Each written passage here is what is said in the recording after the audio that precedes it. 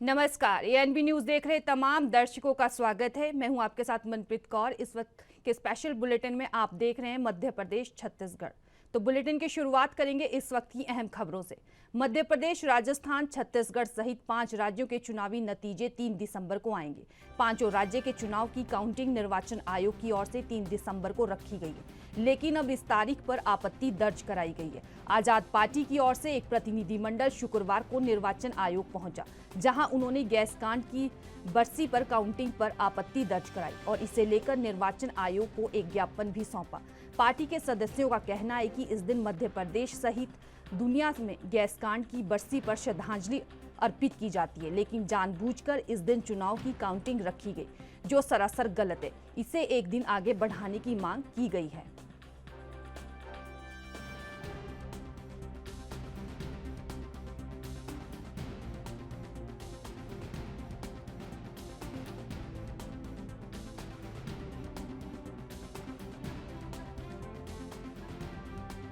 नहीं, शिकायत करने नहीं आए, ज्ञापन देने आए। क्योंकि हम लोग भी इस 2023 विधानसभा के में चुनाव के प्रत्याशी हैं और भोपाल की एक बहुत ही महत्वपूर्ण ऐसी घटना जो पूरी सारी दुनिया का सिस्टम जिसने हिला दिया था, और ऐसी घटना जिसमें कई हजारों लाखों लोग काल के गाल में असमय समा गए थे। वो पूरी दुनिया 1983-84 की दरमियानी रात की वो घटना जो याद आता है तो पूरा जिस्म शहर जाता है। ऐसी घटना वाले दिन मतगणना होना यानी भोपाल की घटना को दबाने का एक सोची समझी साजिश। पूरी दुनिया शोक सभाएं आयोजित करती है, श्रद्धांजलि देती है, और उस दिन अगर हम मतगणना करते हैं तो इसका विपरीत प्रभाव लोगों पर पड़ेगा। क्योंकि हम अपनों को खोया है, हमारे अपने इस दुनिया से चले गए, हजारों लाखों लोग चले गए, उनका दर्द आज भी जख्म ताज़ा है। उस दर्द को हम लोग महसूस करके हम लोग शोक सभाएं आयोजित करते हैं, श्रद्धांजलि सभाएं शहर में होती है। उस दिन अगर मतगणना होती है तो ढोल धमाके बजेंगे तो यकीनन दिल को तकलीफ पहुंचेगी, उनको भी जिनके परिवार के लोग खोए और जिनको अपनों को खोया, हम लोगों को बहुत तकलीफ होगी। तो हम निर्वाचन से ये मांग करने आए कि या तो एक दिन बढ़ाया जाए, या तो एक दिन संपूर्ण मध्य प्रदेश का मतगणना का एक दिन बढ़ाया जाए, नहीं तो अगर संपूर्ण मध्य प्रदेश का नहीं बढ़ा सकते तो भोपाल की मतगणना 4 तारीख को रखी जाए, जिससे कि अच्छे से श्रद्धांजलि सभाएं आयोजित हो सके, हम अपनों का गम, अपनों का शोक मना सके। इसी संबंध में हम यहाँ माननीय निर्वाचन आयोग आए हैं, निर्वाचन महोदय से मिलेंगे, उनसे ये मांग करेंगे कि हमें अविलंब इसको को ध्यान में लाते हुए, संज्ञान में लाते हुए, भले चाहे आप केंद्र से बात करें या प्रदेश में किसी से बात करना बात करें, और आपके चैनल के माध्यम से हम राष्ट्रपति महोदय से ही मांग करते हैं, देश के प्रधानमंत्री से भी, देश के गृह मंत्री से भी, कि अविलंब एक दिन का समय बढ़ाएं, जिससे कि सच्ची श्रद्धांजलि निर्वाचन की भी होगी और देश के प्रधानमंत्री की, राष्ट्रपति की और देश के प्रधानमंत्री और गृह मंत्री की भी श्रद्धांजलि, सच्ची श्रद्धांजलि होगी अगर एक दिन बढ़ाया जाता है तो। बढ़ते हैं अगली खबर की तरफ। केंद्रीय रिजर्व पुलिस बल की 62वीं बटालियन, जिसकी कंपनियां झारखंड छत्तीसगढ़ की सीमा पर स्थित बलरामपुर जिले में तैनात हैं, ने अपने अपने कार्यक्षेत्र में स्थित गांव के ग्रामीणों के लिए सिविक एक्शन कार्यक्रम आयोजित किए। इस क्रम में पुनगार, भूताई, सबाग, कुसमी आदि स्थानों पर केंद्रीय रिजर्व पुलिस बल के कैंप में भारी संख्या में पहुंचकर ग्रामीण व पंचायत सदस्यों ने भाग लिया। ग्रामीणों के स्वास्थ्य समस्याओं के निवारण हेतु चिकित्सा शिविर भी लगाए गए तथा दवाइयां, दैनिक प्रयोग की सामग्री तथा खेल कूद व रसोई में उपयोग सामग्री वितरित की गई।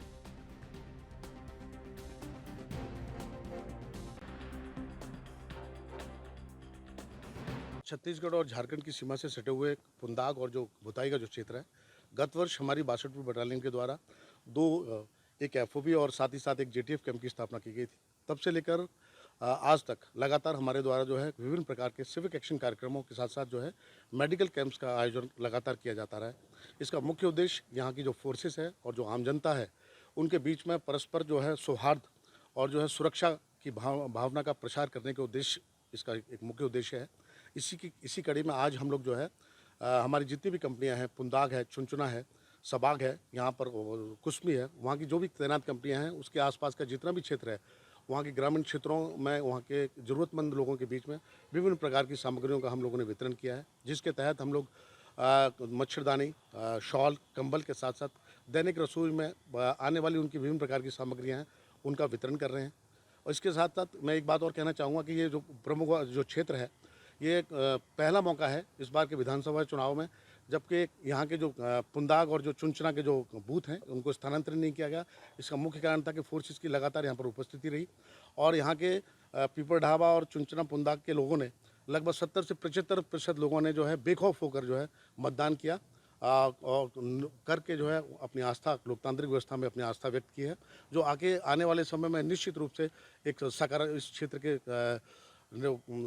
विकास के लिए एक सकारात्मक संदेश है। सर, विधानसभा चुनाव को शांतिपूर्ण ढंग से करवाया गया है। आने वाले लोकसभा चुनाव को देखते हुए किस तरह से देखते हैं सर आगे? जिस तरह के अभी फोर्सेस की जो उपस्थिति है और जिस तरह से अभी चुनाव हमने संपन्न सुरक्षा तरीके से जो चुनाव संपन्न कराए हैं, तो इसी प्रकार से चूँकि अब फोर्सेस वहाँ पर काफ़ी हैं, तो अब इसी क्रम में आगे भी हम लोग इसी तरह से कार्रवाई करेंगे और लगातार हम एरिया डोमिनेट करते हैं और करते रहेंगे, जिससे शांति बनी रहे और जो विकास के लिए जो निर्माण कार्य जो चल रहे हैं वो निर्बाध गति से आगे बढ़ते रहें। लोगों के लिए आप क्या कुछ मैसेज देना चाहेंगे सर? मैं लोगों से यही कहूँगा कि चूँकि काफ़ी लंबे समय से ये क्षेत्र जो है विकास से क्षेत्र से दूर रहा है, अब एक मौका है जबकि सरकारी योजनाएं वहाँ तक पहुँच रही हैं, सड़क निर्माण कार्य हो रहा है, पानी और बिजली की समस्याएं दूर हो रही हैं, तो निश्चित रूप से अब लोगों में जागरूकता बढ़ी है और आगे आने वाले समय में ये यहाँ के क्षेत्र के लोगों के लिए।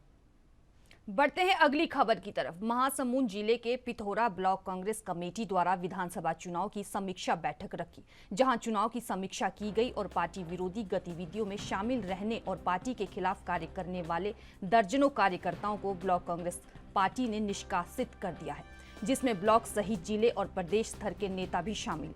ब्लॉक कांग्रेस अध्यक्ष ने बताया कि कुछ लोग पार्टी में रहते हुए पार्टी विरोध कार्य किए और विपक्षी पार्टी का समर्थन किया। कांग्रेस पार्टी ने उन पर कार्रवाई कर 6 वर्षों के लिए निष्कासित किया है, जिनमें ब्लॉक कांग्रेस के पार्षद देवेश निषाद, पार्षद तरुण पांडे और कांग्रेस नेता राजा बग्गा शामिल हैं।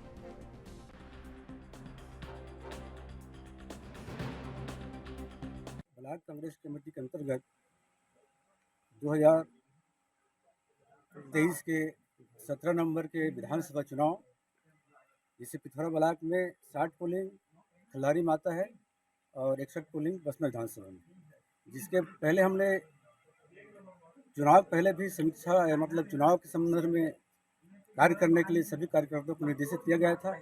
उसके बाद हमने चुनाव वोटिंग के बाद हमने समीक्षा बैठक आज रखा गया है, जिसमें हमारे पार्टी के खिलाफ में काम किए हैं और हमारे पार्टी के सहयोग किए हैं, हमारे कार्यकर्ता उसको बधाई दिए हैं और खिलाफ में काम किए उसके लिए कार्रवाई किए गए। क्या कार्रवाई इसलिए किए गए हैं कि हमारे कांग्रेस पार्टी छोड़कर भारतीय जनता पार्टी के साथ सहयोग किए हैं, उसके बारे में साथ से कंधा मिला काम किए हैं, उसके खिलाफ हम लोग उचित कार्रवाई करने के लिए ब्लॉक कांग्रेस कमेटी को अधिकार है कि 6 साल तक निष्कासित करने का अधिकार है। जो 3 नाम भेजे उसके नाम इस प्रकार है: देवेश निषाद है पूर्व ब्लॉक कांग्रेस कमेटी नगर पंचायत अध्यक्ष, और तरुण पांडे जी पार्षद साध हैं, और राजा बग्गा कांग्रेस कार्यकर्ता है। इसको ब्लॉक कांग्रेस कमेटी को अधिकार है, उसको यहाँ 6 साल के लिए निष्कासित हमने स्वयं किए हैं पूरा कार्यकर्ताओं के सहयोग से। नहीं है तो उसको जिला कांग्रेस कमेटी के लिए अनुशंसा हम लोग कार्यकर्ता और सब मिलकर भेजे हैं।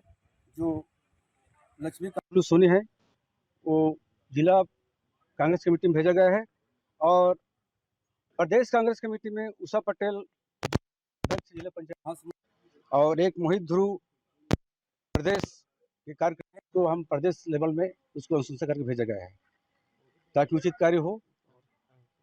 और एक अंकित बाग बहरा है, वो भी पार्टी विरोधी काम किए हैं, इसलिए हमको यहाँ से अनुशंसा करके प्रदेश। बढ़ते हैं अगली खबर की तरफ। थाना क्षेत्र के अंतर्गत आने वाले ग्राम आसरा में एक 2.5 साल के मासूम की सेप्टिक टैंक में गिरने से मौत हो गई। आंगनबाड़ी केंद्र क्रमांक 5 में पढ़ने वाला 2.5 साल का बच्चा भरत पिता सतीश कंवर आंगनबाड़ी केंद्र गया था, जहां वह खेलते खेलते 10 फीट गहरे सेप्टिक टैंक के पास पहुंच गया। वहां बच्चा उसमें गिर गया। कलेक्टर डोमन सिंह ने घटना की जांच कराने की बात कही है। वहीं इस घटना को संज्ञान में लेते हुए कलेक्टर राजनाथ गांव के निर्देश पर एसडीएम डोंगरगांव द्वारा तत्काल ग्राम पंचायत सचिव व आंगनबाड़ी कार्यकर्ता को कार्य से निलंबित कर दिया गया है।